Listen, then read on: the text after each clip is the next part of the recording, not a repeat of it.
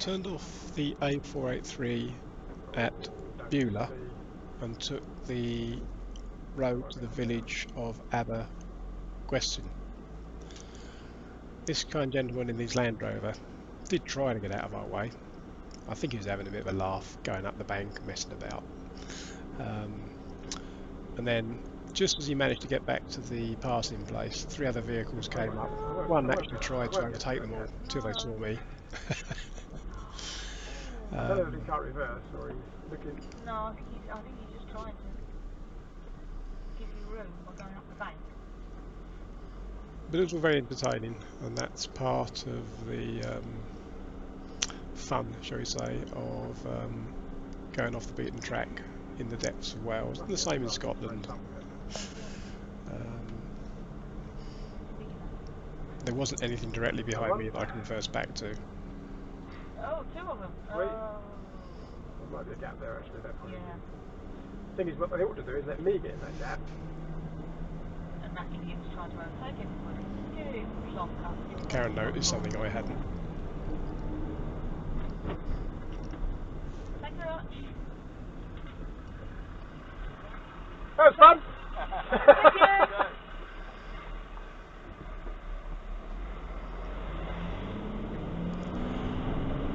The V6 makes a nice noise.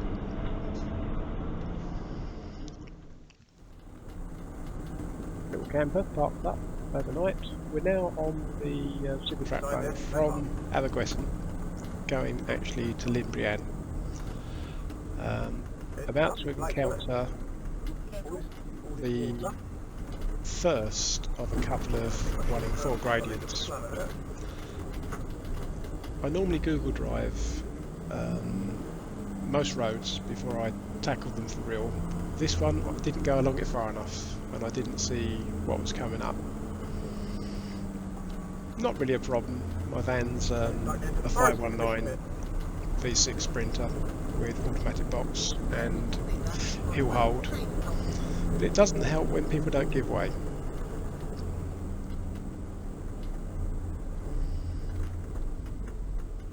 I don't like cattle grids.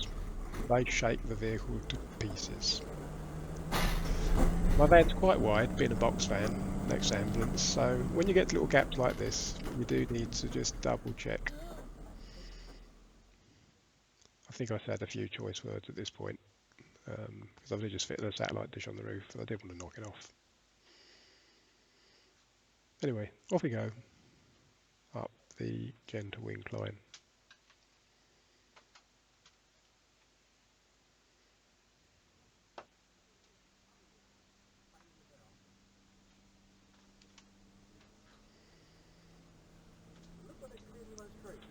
Now Karen sees this gentleman coming down the hill before I do. He's coming down to our left. And when she warned me that he had gone past the passing place, I stopped here. It doesn't look very steep here, does it? But as I go around the crest of this corner, look at that. You'll see as he comes down the hill. It's a bit steep. Oops. I've not done a hill start in this before. I'm assuming it will pull away.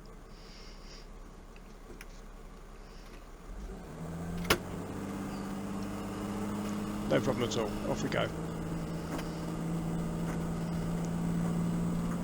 Now, I personally, coming down the hill, would have given way to somebody coming up here and I would have stopped here.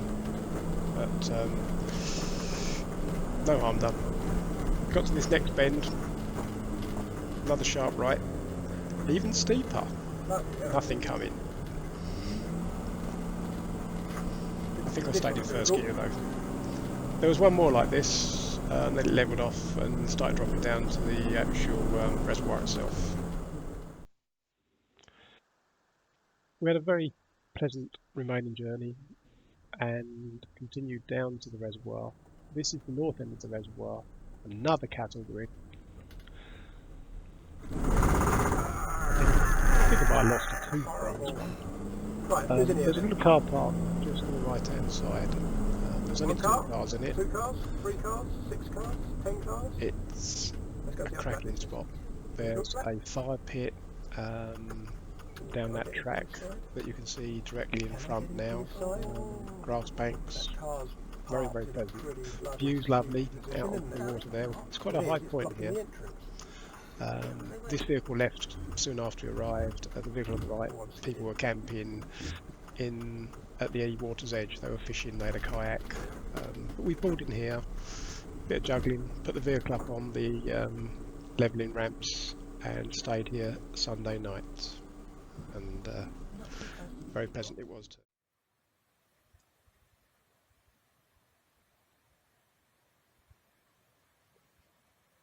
Absolutely dead silence. Other than the guy fishing and the odd passing car.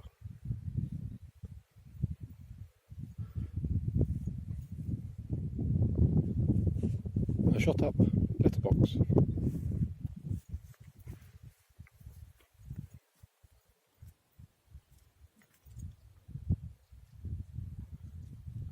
So this is Llyn Brianne. We've just walked down from where we parked. Maybe 100 yards if that. Molly's a bit spooked, but the van's up there in those trees. In fact, you can just see a hint of yellow in the centre there.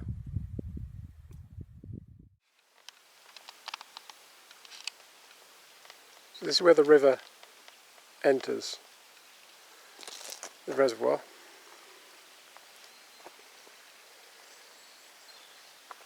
There's been a lot of forestry work where I'm standing now.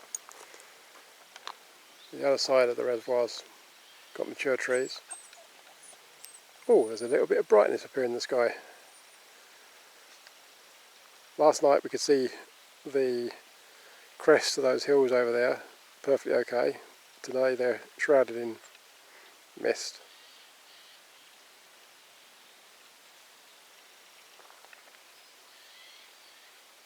Well, there you can hear that bird. It's right over the other side in those trees.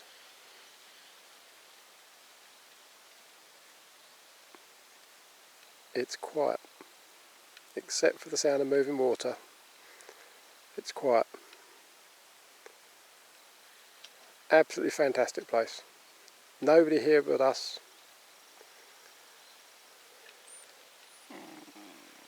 And a grumpy dog.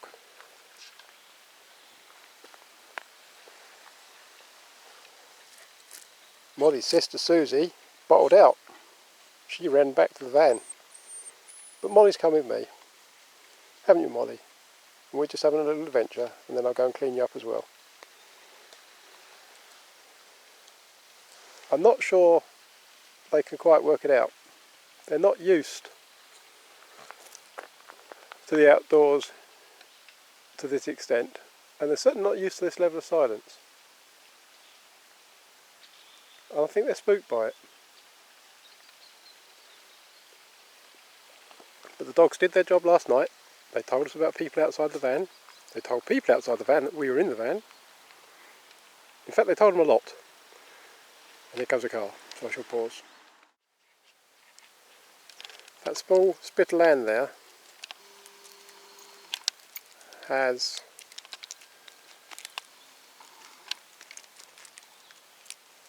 lots and lots of fire pits. There's a bivouac type frame. There's a huge fire pit there. That must be 10 foot across. Enormous thing.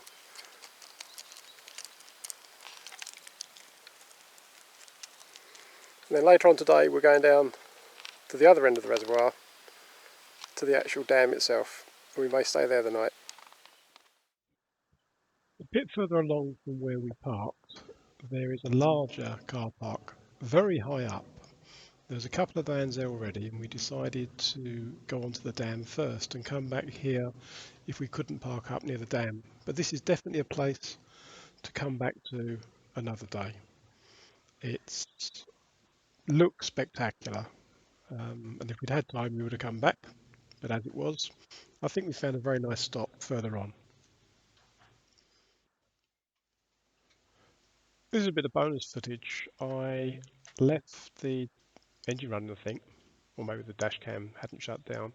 This is a stopping point just before the dam car park itself. It's got a information board. You can see the actual dam and you can see the spillway, or you could if there was water running down it. It's also a parking spot. We've moved a little bit further round to the main dam, and we're in the public car park at the dam itself. You can't get across over there, unfortunately, the gate's closed. We've got a very, very, very level parking spot. We're the only people here. The toilet block is over there in the distance, but it's shut, or rather the toilets are shut. There are bins. It's very, very quiet. There's a quarry face there, probably where they mined material or quarried material for the dam itself. But this is where we're going to stop for tonight. It stopped raining. We waited until the weather slightly improved before moving on. We've done a little bit of a recce around the rest of the reservoir before coming back up to here. There's a parking place about another half a mile further down that gives you a very good view of the dam, and if this place up here had been full up with people, we'd probably gone down there, but there's no one here at all, or rather we're first today, put it that way.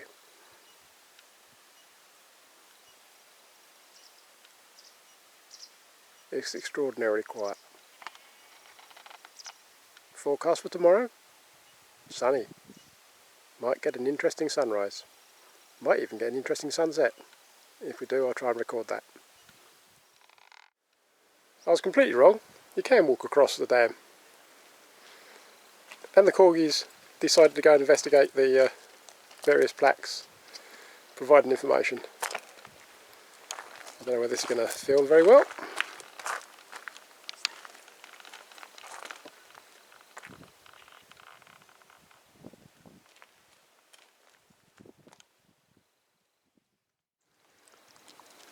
Sunset. Shadows just beginning to go over the top of the van. The sun's about to disappear behind us. And we're completely alone up here now. A few vans have been passed. A few other cars. But there's a big space down there. Loads of parking for while camping.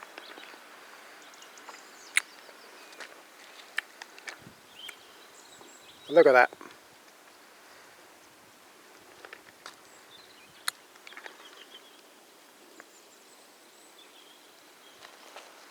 The noise in the background is a hydro plant.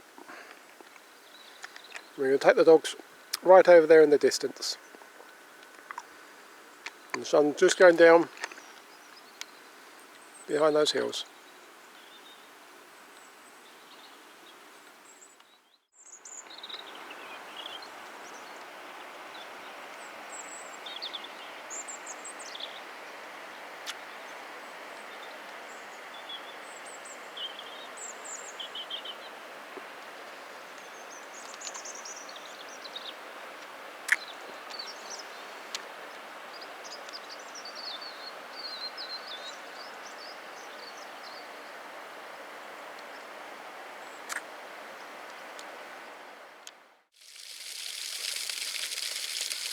Rust in peace.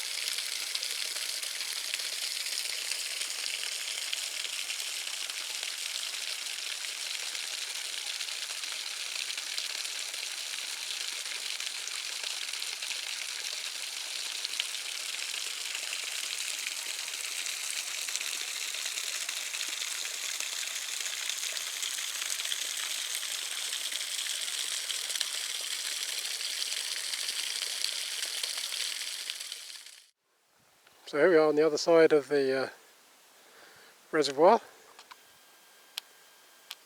Sun's now going over the top of the hillside. And there's our little van.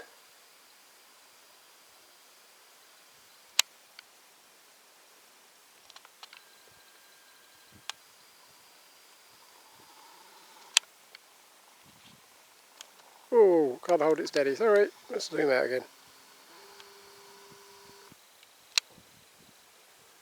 And what we hadn't expected is a house with solar panels. That is remote. I wonder what they do for deliveries of anything. Now we've reached the crest of where we aimed to walk this evening, and we're now going to walk back. And this is sort of like the left hand sticky out bit on the map of the reservoir, if you look at the map.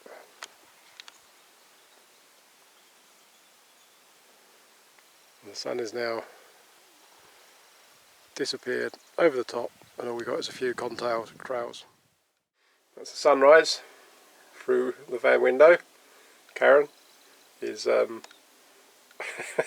hiding in bed. Cup of tea on the way.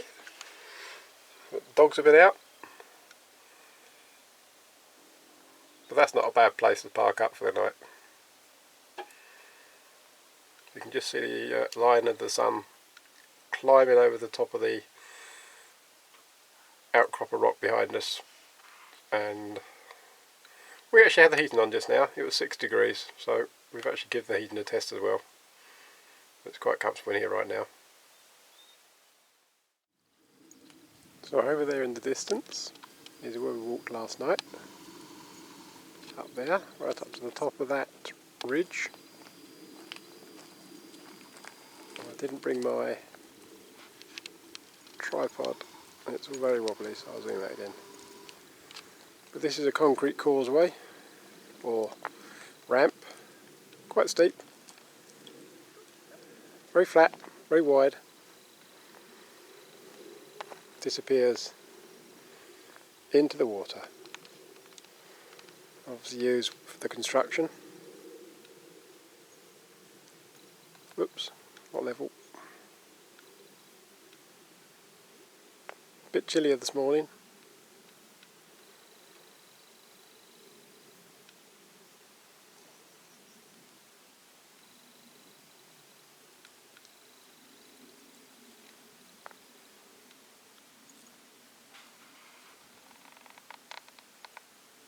Just the sound of an aircraft.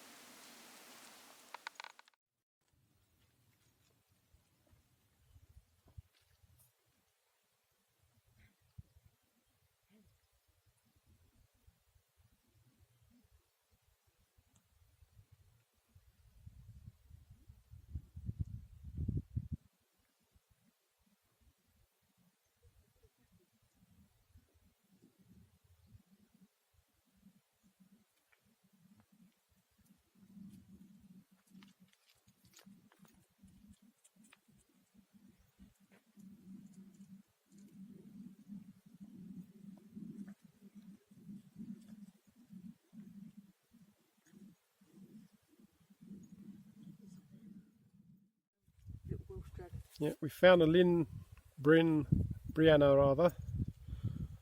A Llyn Brianne version of the Sword in the Stone. And no, I couldn't put it out. I've got one of these at home. They're very, very useful for making holes in the ground, for putting fence poles and things in. But there you go. Just a remnant probably from something or other. That's a good 2 feet, maybe 3 feet into that slate rubble.